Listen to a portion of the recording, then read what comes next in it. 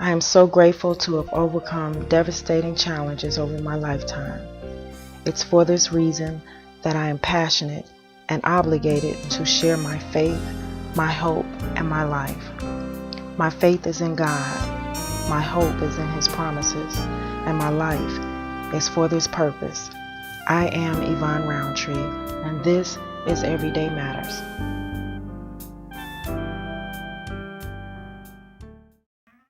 Do you know how your child is using their cell phone? Well, today on Everyday Matters, we're talking to Matthew Rodriguez, and we're going to discuss texting. Join the discussion. Hey, Matt, good to see you. Hi, Yvonne. Thank you. Glad to be back. Yes, it's always good to see you. And we're going to talk about this sexting thing. Am I saying it right? Yes, sexting. Sexting, yes. So all of the teenagers are sexting. Well, there's some adult sexting also. But the issue is that we have so many teenagers who are sexting, and their parents give them cell phones under the conditions that they're able to keep up with them, and their teenagers are safe when they're on the street, and all the other things that we didn't need when we were growing up. And so now this thing that was supposed to be for good purposes has now turned into a monster.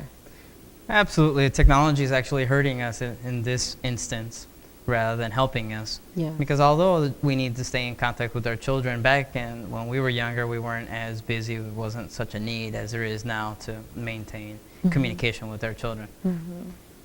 So under that pretense, our children know where to hit us under the belt and say, oh, but I can keep in contact with you, and I can tell you what's going on and where I'm at. And under false pretenses, we're trying to not only make our lives easier by knowing what's going on, but also pleasing them, because otherwise they know how to nag pretty well when they want something. Oh, yeah, I forgot about that. It's been a while for me, but you're absolutely right. And they start that nagging thing very, very young, don't they? They do. I have a certain young man who's 10 years old who's been bothering his mother for months. Wow. I was with my granddaughter this morning, and she was nagging me. She is 6. Wow. And, she was just nagging me. I can't remember what it was about, but I was like, turn her off. Can we turn her off? So you can imagine. They learn at a very young age. My 1-year-old knows automatically to go straight for the cell phone. And he plays, and he knows how to change the pictures on my iPhone. And Wow. yeah, they learn it very quickly. Yes. Okay, so getting to this problem with the cell phones, this sexting thing, the issue is that they're communicating language that parents don't understand. That's one of the problems, is the language that they're communicating. Sexting is obviously a very big buzzword right now. Yes. The greater issue is that they're transferring data of sexual content of minors between each other, and there's a whole slew of problem with that. Oh, wow. And there's a lot of legislation that's been not only put in place but recently coming up. Yes. As you can imagine, because as this is becoming an epidemic, we need to protect our children from making it worse. So now the government has gotten involved in this issue with the cell phones. So how are they regulating? Because it seems like it's a private issue, it's a consumer issue, because we have a right to purchase cell phones. It's not illegal for children under a certain age to have cell phones. So how's the government regulating this, and how are they getting involved? Well, Lisa Madigan has been working very, very diligently and bringing forward not only on the website, the Attorney General's website, she has an actual sexting training modules for educators and for parents to help learn about the subject and talk about it with their children, and learn how to work with it. And it's also on the Illinois PTA website under juvenile protection. I have it on there as well in case Yes. there's someone doesn't have access to it. But There there was were two two bills recently in the House, and one is House Bill 2537, and the other, which dealt with it being illegal to distribute material of sexual content. Yes, I remember. And Mhm. also House Bill 4583, which was the actual distribution of indecent material. So with those two bills, Lisa Madigan fought very hard to have those pass the House and the Senate, and it became law. And it actually, Governor Quinn last summer, signed it in as a public act into law, and it became Public Act 96-1087, Right. which makes it illegal for the transfer of sexual content, especially of minor, and the distribution of this, which is where the sexting comes in with these children. Right. But my concern is that, just like with anything else, I mean, you know, children are doing this in the privacy of their homes and in their own space. So in addition to them being caught, you know, just based upon it being so private, are they really enforcing it, and how are they enforcing it? Because these are minors, and we all know how our judicial system deals with minors. Stay with us. We're going to take a break, and we'll be right back. Oh, those boys are much too much. Those boys are much too much. We got the spirit. We're hot. We can't be stopped. We got the spirit. We're hot. We can't be stopped. We're going to beat them and bust them. Beat them. The smallest moments can have the biggest impact on a child's life.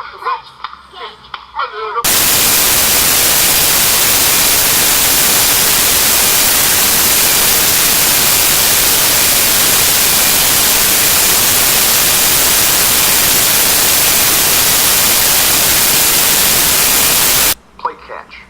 Go to a park or visit a zoo. Help your child with their homework. Sit down together for dinner. Ask them how their day was.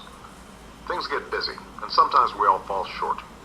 But the smallest moments can have the biggest impact on a child's life. Take time to be a dad today.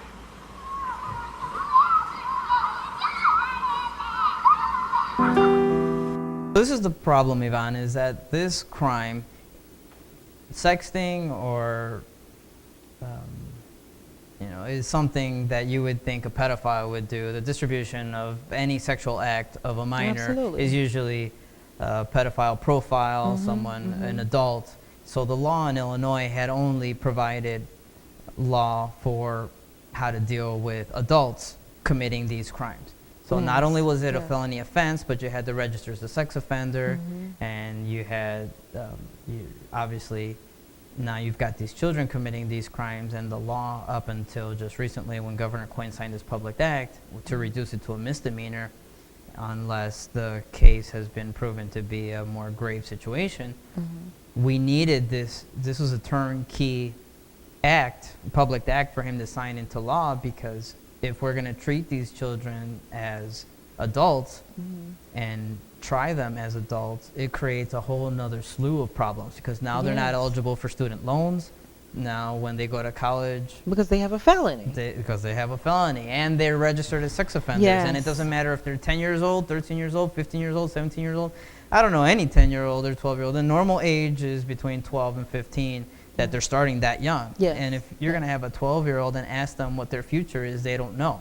So to put a felony on them and ruin their entire career, their entire life, their entire future Makes no sense. is No. absolutely No, it's i- crazy. It's crazy. But the law Wow. doesn't provide for trying children with these types of crimes. Okay. So actually, it goes back to what we always say, that we cannot put this in the hands of the government.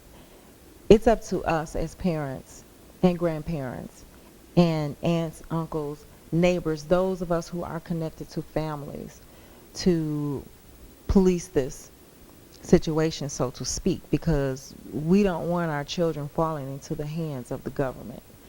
The government does not have the sensitivity to handle this, you know. And our juvenile justice system is already overloaded. It is. It is. It's extremely overloaded and overpopulated by our youth, and And they're not going to receive the care that they need to overcome this situation. And like I said, Lisa Madigan has been working very, very hard to reduce this felony to a misdemeanor now. So now if a child is found to be doing this type of act, they can actually have a chance at still having a life. yes, yes. And the student loans nowadays is a huge issue. Having a felony, registering as a sex offender for a crime that you did when you were a minor is a huge impact to these children's Yes, it lives, and they is. don't realize that. So Yeah, as parents, we absolutely. need to educate ourselves, first of all, and then our children on what it is, because it's so easy to fall into that trap. If I send you a text message, you don't know what that text message contains, just like the children. They don't know what it contains, but once they open it, they're an accessory to that crime. Yes, and I didn't think about it that way because, like you said, they can receive a message, and just by opening the message, they're already caught in that web. That's it. So that's why it's so important, the resources that we're able to provide to parents so that they can become more educated and find other ways to monitor our children versus giving them cell phones and just thinking about how we operated prior to cell phones. I mean, you know, if I would like us to just have a day where we just live without the cell phones, and I mean, you're laughing, but you're like, oh my God. I can't even imagine the day. I know. Well, I left my cell phone at home yesterday, I believe it was, and I'm in training at this workshop, and all of these educators, they're on their iPads, notepads, cell phones. I mean, you name it. They had the whole gamut. If you can imagine, you're talking about like 80 people, and they're on all kinds of technology. I mean, they're just going. And I'm thinking like, wow, I feel so free. I feel so free. My husband was the only one who could call me. You know, he knew where I was. He called the office, and he said, you know, you left your cell phone at home, and I'll have it this evening when I see you. But I'm like, hey, everybody who means somebody, they know how to get in touch with me, and they're only going to call if it's an emergency. So I'm cool. You know, I'm free. And if we could just do that just one day, just see what it's like, go back. Because, you know, we're so busy, and we just feel that we have to answer the cell phones, we have to respond, and all of that. And I know I'm just really big on texting you and all that with all those little notes and stuff, so I'm the one to be talking. But, you know, it's true. Just when it's necessary, if you think about it, because we overuse all of this technology. Yeah, we're too connected. We're too connected, too connected. So when we think about, as adults, how dependent we are on these things, do you really think that the children are that needy of being connected as we are? I mean, we've put them on the same level as being so busy that they need to be connected at all times.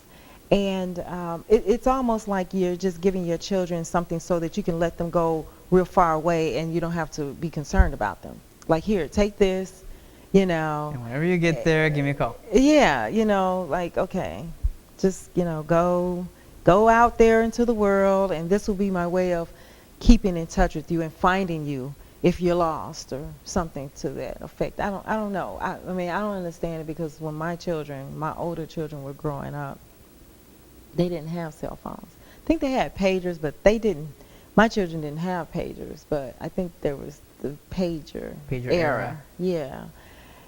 And, you know, I just thank God. And, you know, I have a stepson that, you know, he came along, and when we got married, you know, 3 years ago, he's on the cell phone thing. And I'm like, you know, because I'm in the schools and I see what's going on, I'm like, hey, you know, we need to check this out. You know, what is going on? You know, who is he talking to? What are they talking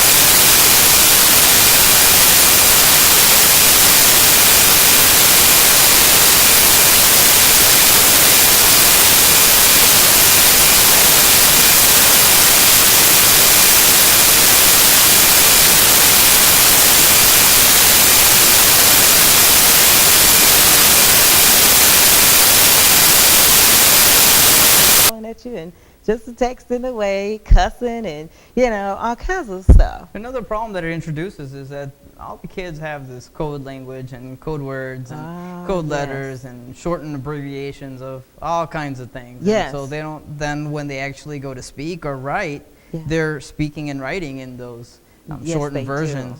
Yes, they do. I've seen it in the school, and it's like, oh my goodness, you can't spell that word that way. That's not the way that you write out as a sentence. So they're losing the command of the English language. Yes, they are. Yes, they are. So, all of this is terrible. But tell us about some of the codes, because you're really good at that. I know like just a few, but well, there's quite a few. And we can provide a list at the end. Okay, let's what they provide are. a list. But We're going to give you a list. But my favorite one is the POS, because to us, the older generation, it meant something different. Mm-hmm. And to the kids, it means parent over shoulder, which is can be a code word or alert word. Yes. And even more dangerous when somebody on the internet is trying to prey on our children, and they're alerting the person that's doing the preying that we have, the parents are behind them. Looking, yeah. Stay with us. We're going to take a break, and we'll be right back. Can't study. I gotta work. Oh my God! Did you hear Ashley's pregnant? She's gonna keep the baby. And they're not gonna graduate me because I don't get math. That sucks. I don't want to talk about it. Sometimes I think people expect schools to do everything. I'm their teacher, not their parent. Seriously, dude, I'm starving. Vote me 5. Don't want to talk about it. So the conversation or the tone can change then, because now the predator is alerted that there's an adult present. Yes, yes. So we can see how dangerous this is on so many levels. Absolutely. I mean, are we advising parents maybe to not use cell phones, not allow their children to use cell phones? I mean, how can we contain this? How can we begin to contain it? Because I have grandchildren that, they're pretty young, so we don't have to concern ourselves with this. Although our oldest grandson, he does have a cell phone, and I was pretty horrified when I heard that he had one. And he's just 13 now, so I'm thinking, oh my goodness, why does he need a cell phone, and who's he talking to? And all of the alerts go up, and being just the grandmother, I try to stay in that place. So, giving advice carefully, and just being informative, and allowing my children to make that decision on their own, because they are the parent. So I suggested, well, how many minutes does he have? I mean, can we just limit his minutes? Hopefully that he can't do too much, before he runs out of minutes. So that was pretty much what my daughter said, that, well, he doesn't have a lot of minutes. But even the minutes, if he has open texting, then it's still available. And the problem with sexting is that in most cases, up till now, what's happened is that you have two young people that are going out, they're boyfriend and girlfriend, and they think it's funny now. Oh, okay, send me a nude picture of yourself, or in some cases, the girl is already offering it. I mean, if you go on Facebook or MySpace, you see that the girls are taking pictures of themselves, half nude in the mirror, and so that's and that's public access as well. Yes. But so if this boyfriend convinces the girl to take nude pictures of themselves, or vice versa, then now you started a problem, because now there's actual image of a minor. Yes. That's out there in cyberspace, in cyber world, and anybody and their brother can see it, and now you have no control over it. So then they get mad at each other, they break up, and so now he wants revenge. So now it spreads out to all the friends, and now here that's and in many cases we've heard of many cases where these girls are so ashamed and that they have up to committed suicide. Yes. Because now it's an epidemic, it's all over the school, and that's what we need to save our children from. That's what we need to educate our parents and our children to not let it get to that point. Yes. Because it's easily used, but it's easily abused at this point. Absolutely. And I think the problem comes in where I'm saying that people are giving their younger children cell phones when they feel that they're innocent of all of these issues. But what happens is that Now they have a cell phone, and it's not like when they become a teenager, you're going to say, okay, I'm taking that away. They already have been introduced and become addicted to the cell phone. So then they grow into this age where now they're interested in things, and so now, yes, so they're already in danger from the very beginning. From the very beginning, absolutely. So education is the biggest priority that we have to do. We have to educate our parents and our children and make sure that we have a clear understanding, open communication between the parents and the children. We have to be able to have access to them. The kids know how to get around us. I used to do the same thing with my son too. I'd be like, okay, you can have a cell phone as long as I can check it whenever I want to. Yes. But he would erase everything that he didn't want me to see. Erase things. I mean, they're quick to it. Yes. I have, you know, there's computer programs that you can get now where you can download software and you can plug in your phone and you can see all the text messages that there are now, which is good for us parents, but we still don't want it to be happening. No, we don't want it to happen. And you know, I just feel like just don't give them the cell phones. I mean, to begin with, don't give them the cell phones. And of course, we want to educate them and teach them to, of course, not want to be like other kids, because that's where it begins. And I think that that's the beginning of having a healthy self-esteem. As soon as your child starts to come to you and say they want to be like other people, we have to find ways to allow them and help them to be comfortable being an individual. Because when they start wanting to be like others, you know, it's just a start. It's the beginning. So they will continue that, you know, into adulthood. And the peer pressure that comes in, that everybody around them has it. Whether they all have it. And so parents don't think that when you indulge your child with one area of, or responding to them in one area of, okay, you want this because your friends have it, well then that's how they're going to be introduced to sex. You know, my friends are doing it. Not that they're going to ask you, but I mean, you know, in their minds they're thinking, okay, I need to do this because my friends are doing it. Yeah, absolutely. I need to act this way because my friends are acting that way. I need to look this way because this is how the cool kids look and things like that. I mean, if I had a kid that was young like that, I mean, you know, if they didn't want to wear glasses because they thought it was nerdy, you're going to wear glasses because what else are you going to do? You can't go out and buy contacts on your own. I would have to buy them, and we have control, and we should take control. And it leads into other things as well, and that's how drugs and alcohol started as well. Oh yes, you know, trying to be like other junior people. Highs, they're trying to be cool in the cool crowds. So. Exactly. So, you know, in my mind, I'm thinking, nip that in the bud. I was just so grateful that when my daughters were growing up, that was the era when the girls wore the boy clothes. You know, they wore the big baggy clothes, and I was just so grateful because then when they got older and people saw them in other clothes, they're like, man, we didn't know they looked like that. So I was just grateful that they didn't wear the tight clothes and the short things. You know, that wasn't the style then, because oh gosh, I don't know.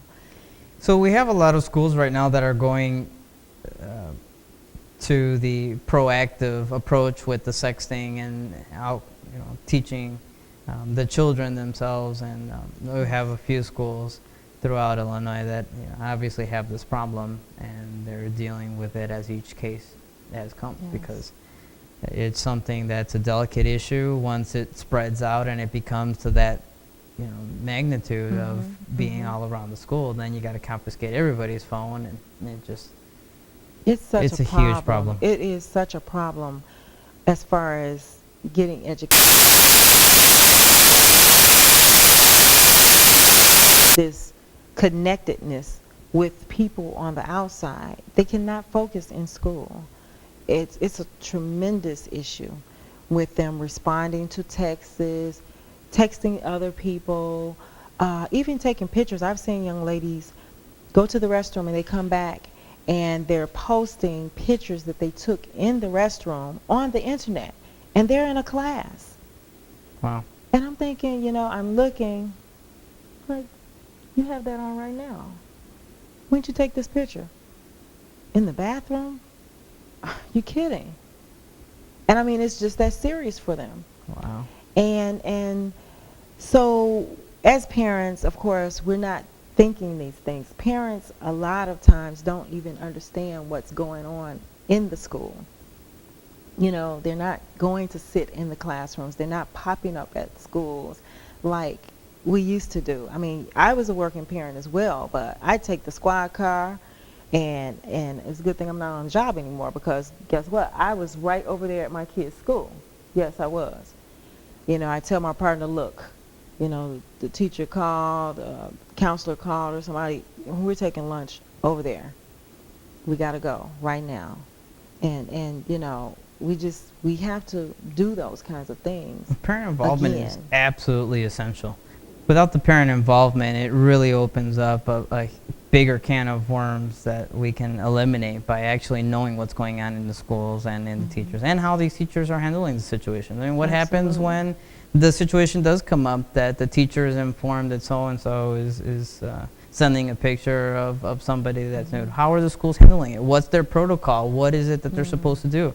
Yes. What is it that they are doing and versus supposed to be doing? Well, I'll tell you, we have policies in place of how we're supposed to handle it, but for some educators and administrators, once a parent shows a lack of interest and or control over their child, what usually happens is that child winds up being dropped from the program. They wind up being dropped from the school.